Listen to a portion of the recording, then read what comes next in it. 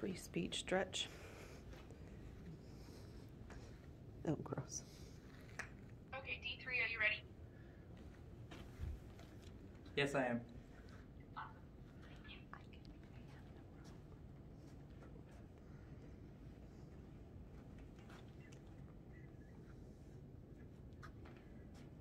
One guest. Can you hear me? Yep, I can hear you. Those are a good distance. Perfect. Ready when you are. All right.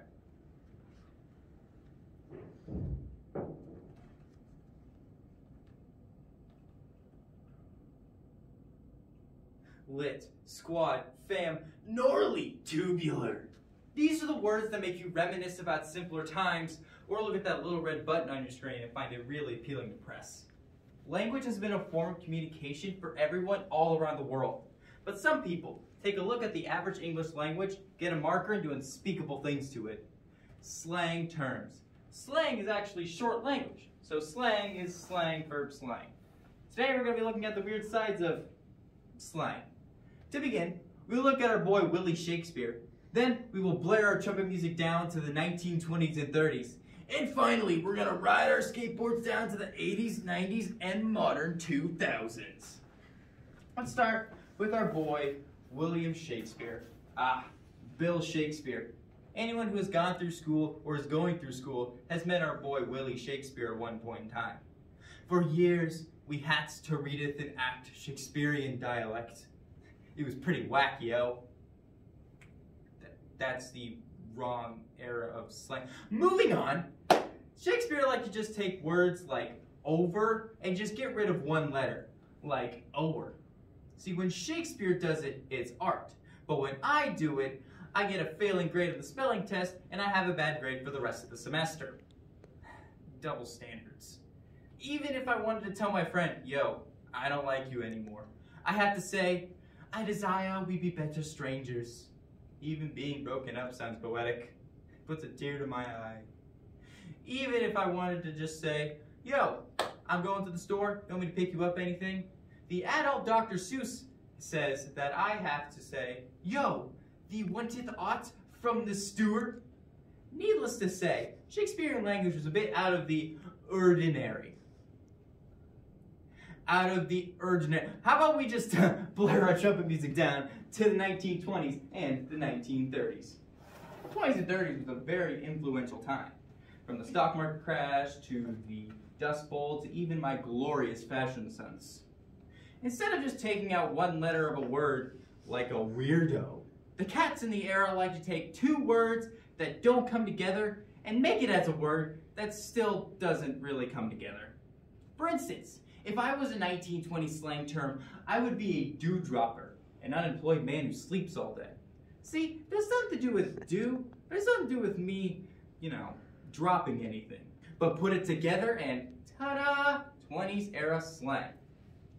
Gangsters were also a very prominent part of the 1920s and 30s, with such amazing phrases as the big sleep, which was death, gat, and pack heat, which was weaponry. So if it's the 1920s and you see a fireplace, don't you worry. Unless they pull out a gun. But if you're scared of that happening, the cops were also very important in the 1920s and 30s and had their own slang terms. Such amazing phrases as copper, gumshoe, and the fuzz. Which, to be honest with you, just kind of sound like plush toys. Yeah, how about we just ride our skateboards down to the 80s, 90s, and modern 2000s? The 80s. Apparently had the best music according to millennials and YouTube comments. The 80s was such an influential time. That was because of the cinematic masterpiece that was Bill and Ted's Excellent Adventure showed up, which ultimately dropped its head on slang terms and changed the way we think. But we're not here to talk about your movie choices. We're here to talk about the radical times of the 80s, 90s, and modern 2000s. Anyway, the 80s like to have such a lot of different phrases, such as gnarly, where's the beef, radical, and tubular. Hey, pay attention here. I can see you. Well, actually, I don't see you, but I see you. We're almost done with this. Let's wrap this up. Let's jump 10 years into the future, the 90s, where Sunny D was called Sunny Delight. Pogs and Tamagotchis ruled the world, and slang was an integral part of day-to-day life. With such amazing phrases as all that in a bag of potato chips, psych, fly, and word. If you haven't noticed, slang is basically just taking words with multiple phrases, because if you haven't noticed, people keep getting lazier and lazier. I sound like an uncle trying to relate to his cousins. How about we just jump to a more modern time? Let's jump to my time, something I am familiar with. Yeah, the modern 2000s. Times have changed a lot since then, mostly because it doesn't take the whole day to boot up a website. Influencers and YouTubers also had a lot of different phrases that are so bad that it sometimes hurts. For instance, as a certified Gen Z individual, if we say something that doesn't really make any sense, we have the obligation to say cap. If there's something that doesn't seem right or isn't all hunky-dory, we have to say it do be like that sometimes. And finally, we have abstract pieces of art like poggers. Does anyone here know what poggers means? Anyone? Yeah, me neither. So overall, I talked a little bit about our boy William Shakespeare. Then I blared my trumpet music down to the 1920s and 30s. And finally, I rode my skateboard down to the 80s, 90s, and modern 2000s. Slang is a form of communication for everyone all around the world. But in the end, I think you just need to be satisfied with what you get. Know why I know that? That's just too many letters.